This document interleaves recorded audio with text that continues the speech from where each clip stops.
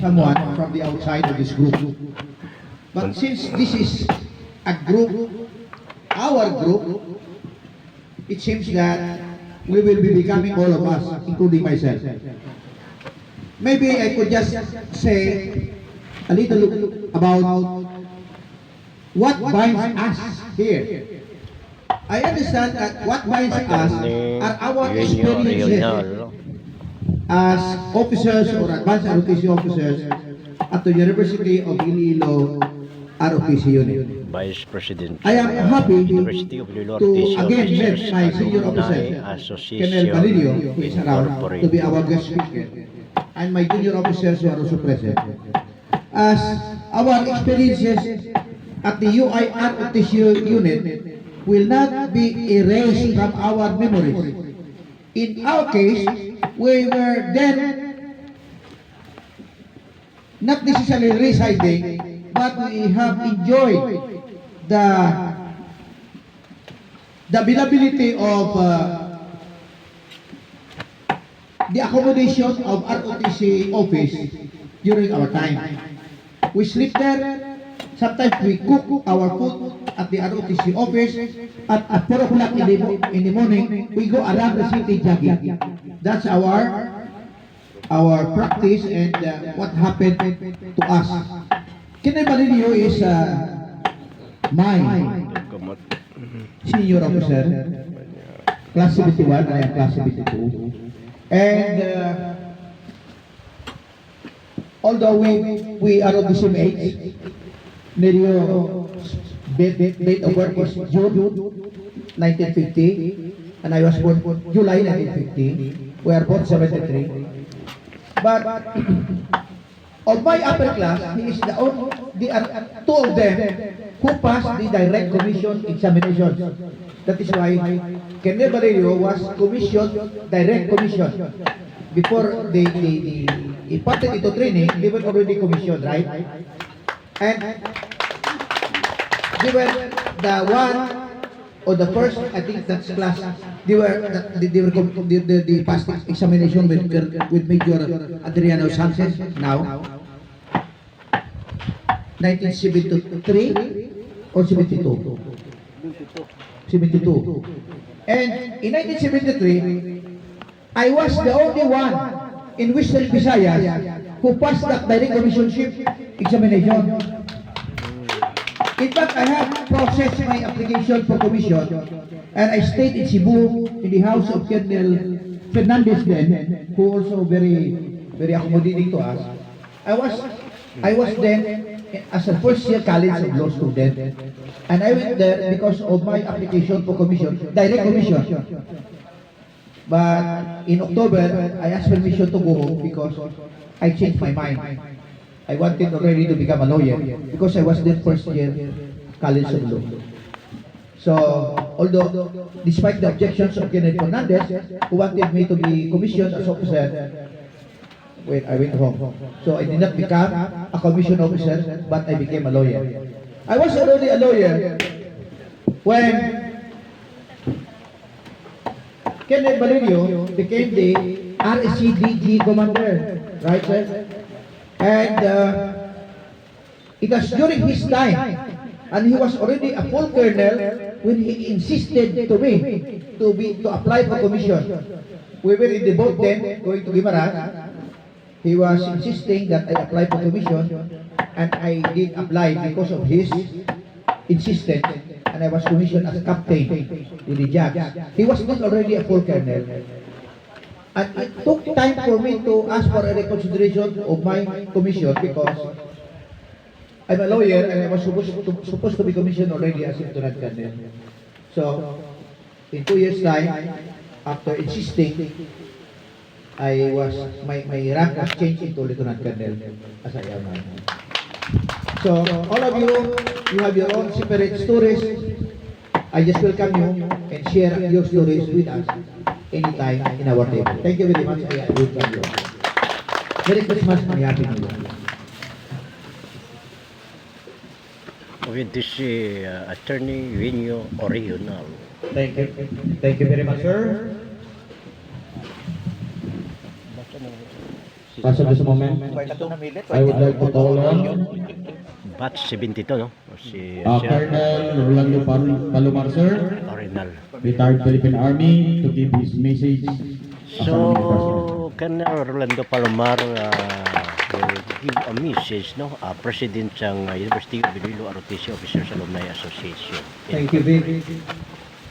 To everyone, Ilo alumni, magandang umaga, mayong aga, pagmabuhay ang University of Iloilo R.O.T.C Officers Alumni Association. Today marks another historic moment for us as we gather today in celebration sa aton association. Ang ginahambalgan ni Sir Original ang istorya niya during his R.O.T.C time ay very interesting. Sa amon naman niya, sir, in 88 ay basically entered the R.O.T.C days in 1984. No? Nabutan ko yung 84 plus 85. No? Ang corps commander namon during that time I was 4th class cadet. Ang amon corps commander was si cadet first class Pastrana, no? The first class Pastrana. 84 until we graduated in 1988. Kadang amon 87 class na cadet na corps commander was cadet first class Kasalayban. So ito yung mga classes na nabutan namon: 84 Pastrana, 85 Pastrana, 86 Aguasito, 87 Kasalayban, and we graduated in 1988. Okay. So basically, as you see here, ang aton history sa University of Iloilo R.O.T.C unit, may ara kita nga duha ka major service of the armed forces. We started as the R.O.T.C Army, and after several years, it was struck by the Philippine Air Force from I believe from 1977 up to 1984. No, ang Philippine Air Force nagkuha sa Philippine Army, and in 1984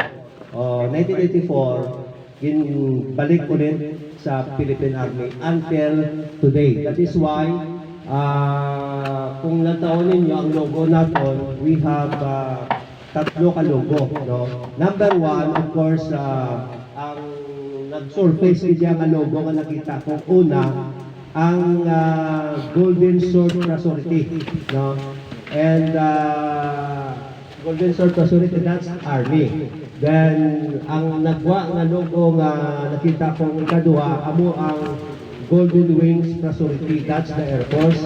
And then lately we created, in order to unite the two branches of the service, the Air Force and the Navy, we created the logo or association as we are now today, the UI R.O.T.C Officers Alumni Association, to unite the Air Force guys and the Army guys. Ito yung sinasabi ko kahapon, gabi, kasi go.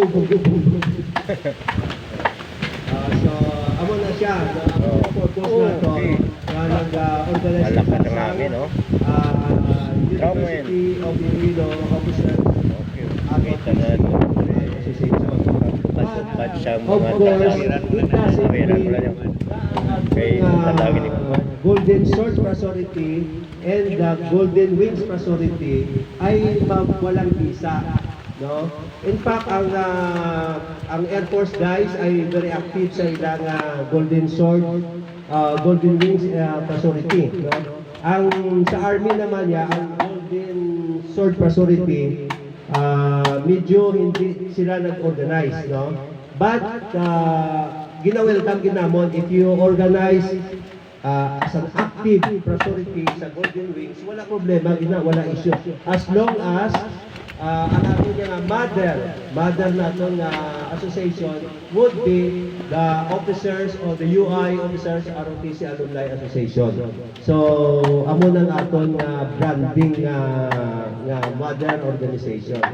So ang wala lang sa army guys, no, wala lang sa wala lang tampuhanay kung nga nag-shortlist ning UI officers alumni association naton. Kita tanan ni Air Force and the Philippine Army Branches of Service. Okay. So as we end the our term sa set of officers namon, we would like to announce na nag-start kita yan in 2021 as a formal organization no, nga nag-create kita sa officers kag nargod na ang aton nga registration sa Security and Exchange Commission ay nag-grant as an organization, as an association. So meaning may ara kita nga legitimate ang organization naton base sa aton nga license sa Security and Exchange Commission with the office of course nga gipahulam ni Sir Original sa iyang law office. Okay? So we just hope na with the current or with the incoming new set of officers ay masustain ang aton nga umpisahan para ang purpose naton as an association masustain naton. And of course, ginapasalamatan namo no sa current officers ang effort man sa mga underclass naton nga informally nag-organize sa gatherings every year before 2023. Gin-organize na kanday already si Brad naton si Brad Benji no nga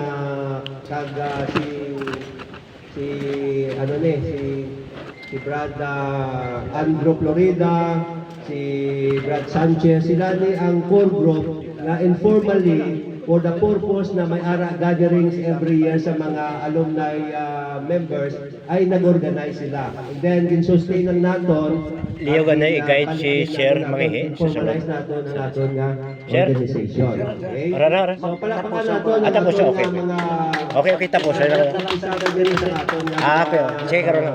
pagsulong. Sige, thank you. Benji, salamat. Andrew, si Andrew man. Si Sanchez, madamo ka salamat. 98 ni sila, no? Si Benji, 98 ka man, Benji, no? 98?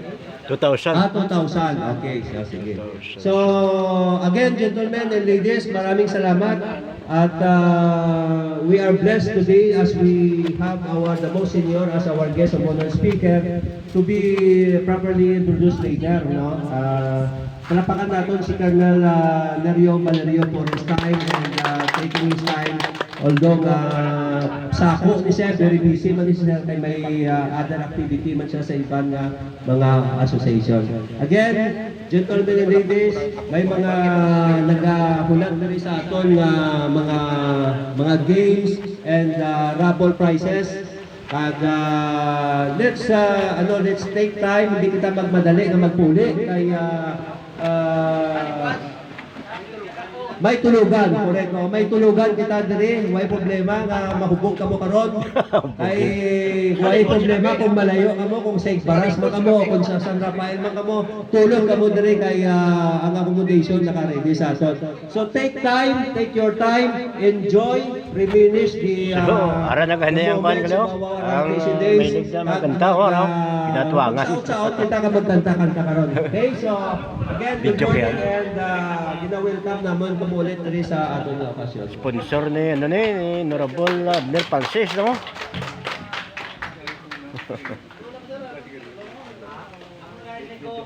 Thank you very much, sir, for that very inspiring message to all of us.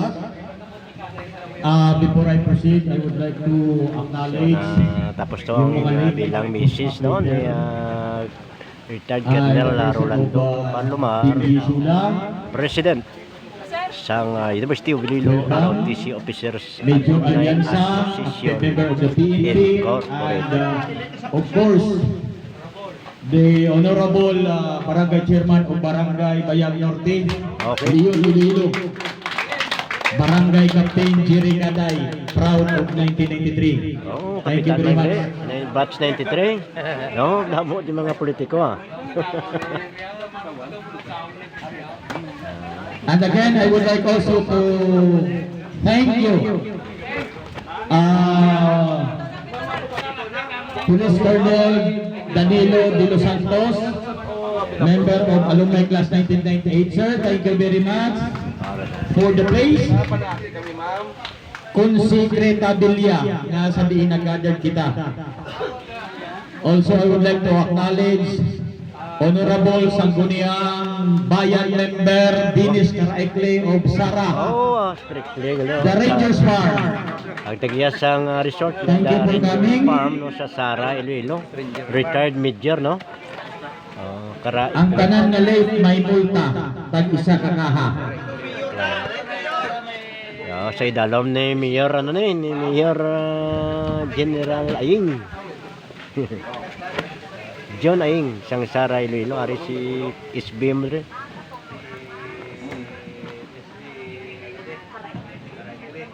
Correctly. Naka-brown na.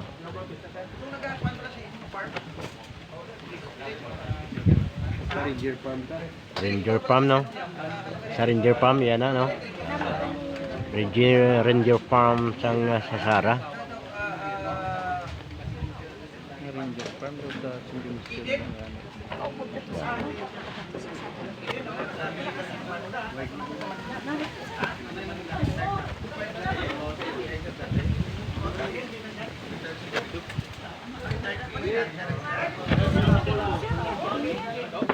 Honorable Abder Balses, SB Member Municipality of Cuartero, Capiz, in recognition of his extraordinary dedication, deep commitment, devotion to duty, and the meritorious accomplishment he has shown in his chosen profession in the government service. No? Problem is, wala din si Sir Balses. Oh, karon pa sa hapon, sir, mabot. Same certificate is also presented to Colonel Dolly Lapisar, Philippine Army retired. Wala din si Sir Lapisar, wala. Same certificate is also presented to Jail Senior Superintendent Vicente Papelira, still active at the BGMP pero subong wala di siya. So ipagawa nila ni sa iyang certificate of education. Same certificate is given to Second Lieutenant Eric George Lontao, Ayun si. an active sheriff at Iloilo Hall of Justice. Galing kay wala si sir. Sheriff sang Another certificate is given to Colonels Salatan Ipulong, Philippine Air Force retired. Wala man si sir. Another certificate is given to Attorney Isagani Pilas-Pilas. Same certificate of recognition. Galing wala man siya. double wounded. Pilas. I would like to call on Si Joe. Colonel Palomar sir to please assist because this certificate of recognition is hereby presented to Honorable Dinis Caraikle, SB Member, Municipality of Sara, Iloilo. In recognition of his extraordinary dedication, deep commitment, division to duty, and the meritorious accomplishment he has shown in his chosen profession in the government service. I would like to call on Honorable Dinis Caraikle to please come forward to receive this certificate of recognition. Oh. Isa ka kanding ba ilo na? Hindi. Ni si Major retired correctly from Sara, Iloilo. SB member of Sara, Thank you Iloilo. very much.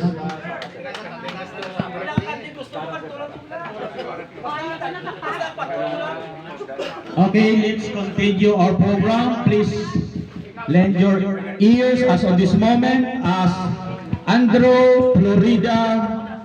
The Board of Directors Secretary will now introduce our guest of honor and speaker.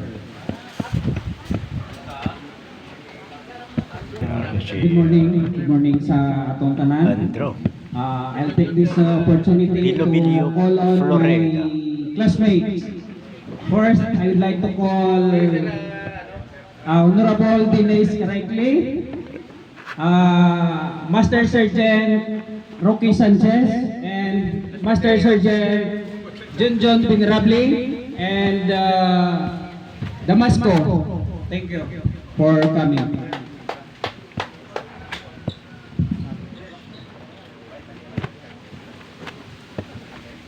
Ladies and gentlemen, it is my honor and privilege to introduce our guest of honor and speaker. This fine gentleman hails from Ahoy, Iloilo. At the same time, His education and training have rightfully prepared him for his demanding tasks in the battlefield and in his other assignments.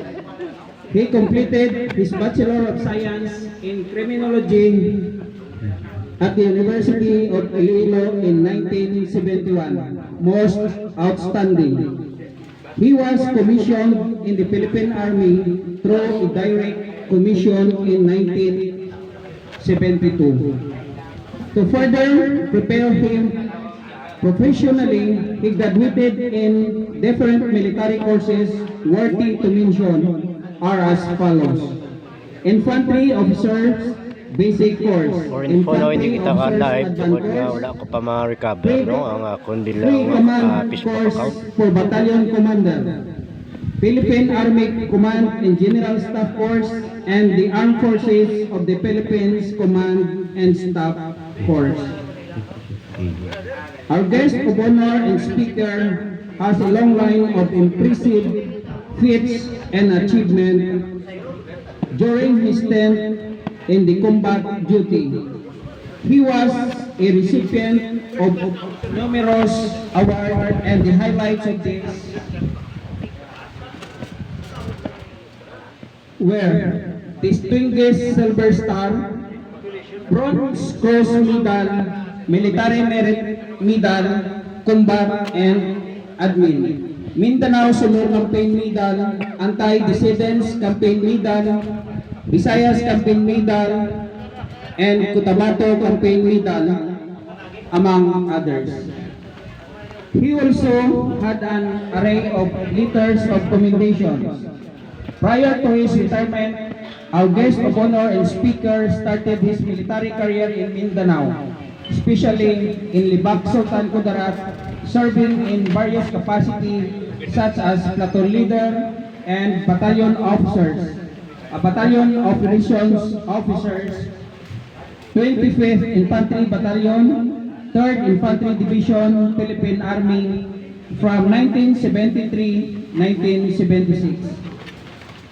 Colonel Valerio was designated as the commanding officer of the 15th Infantry Battalion, 3rd Infantry Division, Philippine Army, commanding a unit of major responsibility from 1989 to 1990. After his tour of duty in the said battalion, he was elevated as the group commander of the 6th Civil Relations Group, Western Visayas of the Civil Relations Service, Armed Forces of the Philippines from 1991 to 1994. Leading propaganda and counter-propaganda against the CPP, NPE, NDF in Western Visayas. He was also the Chief of Staff of the 6th Infantry Division, Philippine Army in Camp Siungko, Dato Oden, Sinsuat, Maguindanao from 1999 to 2001. And finally, he assumed the group commander of the 6th Regional Community Defense Group, Army Reserve Command, Philippine Army from 2003 to 2006 until his compulsory retirement. He served the nation and the Filipino people faithfully and with integrity for 34 years. According to Winston H. Churchill, success is not final, failure is not fatal. It is the courage to continue that counts. That counts. Ladies and gentlemen, let us welcome our guest of honor and speaker, a fellow alumnus of the University of Iloilo, R.O.T.C. Advanced Class of 1971, an inspiring leader, Col.Nerio Valerio, General Staff Corps, Infantry, Philippine Army. Sir. Si Colonel Nerio di Valerio, kung sa diin ng bilang guest or resource speaker, no? Batch 71, alumni R.O.T.C. Ito, ano siya? Thank you very much. Please sit down.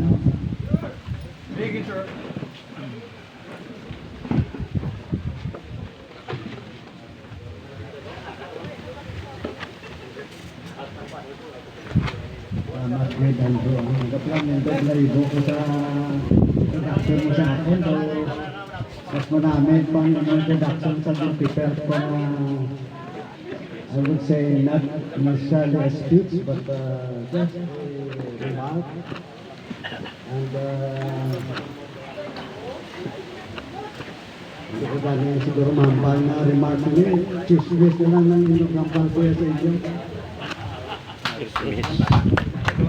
Chismis na lang na yung gusto ko inyong mampal ko. Marites. Hindi na masusubong yan, chismis. Marites. Marites na. Inubo, sige maninom ko. It's really an honor after a year when I was grieving for the loss of my wife. So natulaan man ko sa inspiration to doing other activities. But after 3 years, parang medyo naka-recover na din man. So, with your invitation, I'm also inspired. So, naka-amat-amat ka uli ang gana ko mag-socialize again. Ma'am, sa kapityan lang ba? Sanction? And salamat din kung sino pa naman for this activity, along na coming, the Christmas party.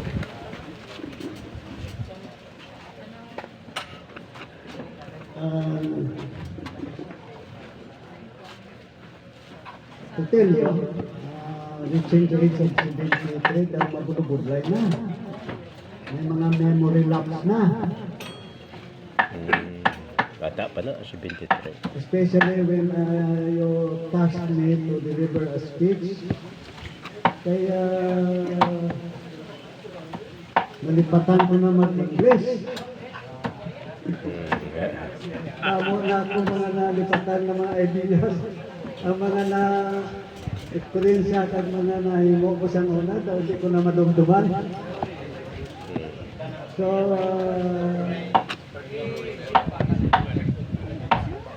there are advantages and disadvantages in being a senior citizen. An advantage is that there are places and there are activities that you are attending free of charge, or you got a 20% discount. Privilege. However, Privilege, would 50%. try as a disadvantage sa senior citizen, when you are the most senior in the group, most likely you will be the best choice for a speaker. Kaya mabudlay ang isa ka senior citizen, mag-prepare na naman sa speech. Kaya may ara at yapon na memory lapse. Kaya ang isang ka-disadvantage, ang obligasyon mo being the senior citizen, you will be asked to donate.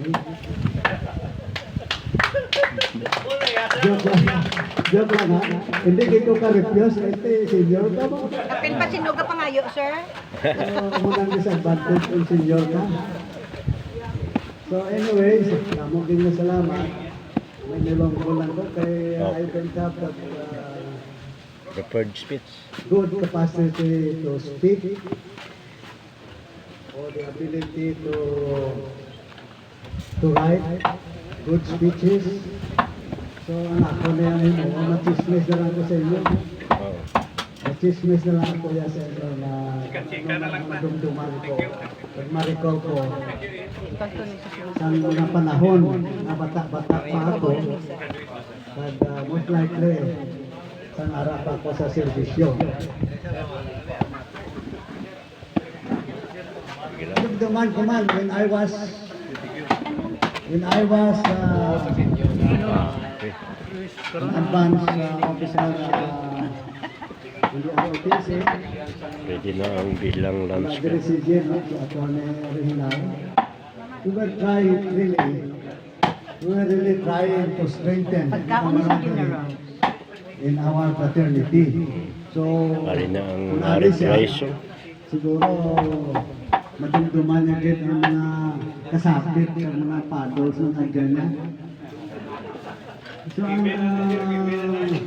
I believe mga sacrifices that we have kag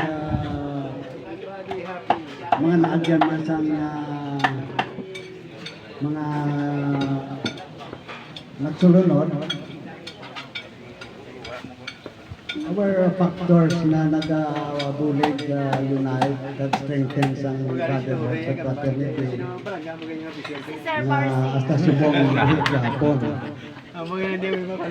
There was one time na advance kami, gamit namon ang fraternity to campaign for us sa student republic.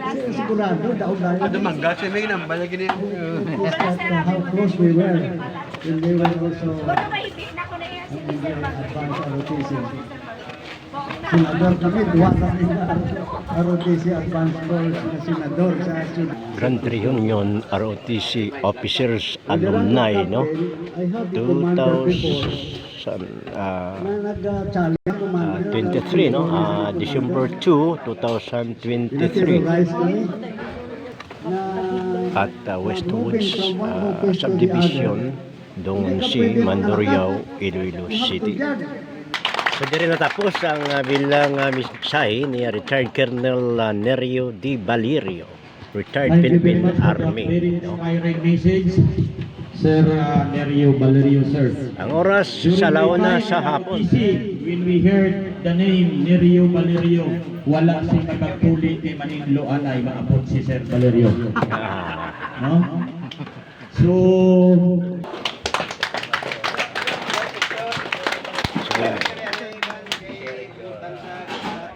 Ay, sorry, sir.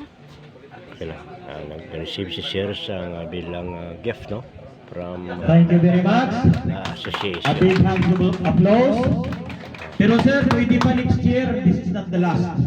Kung hindi ikaw ang guest of honor next year, ikaw ma-attend. Kahit wala ka naglastusan, bastante man, so hindi ka magastos sa aton.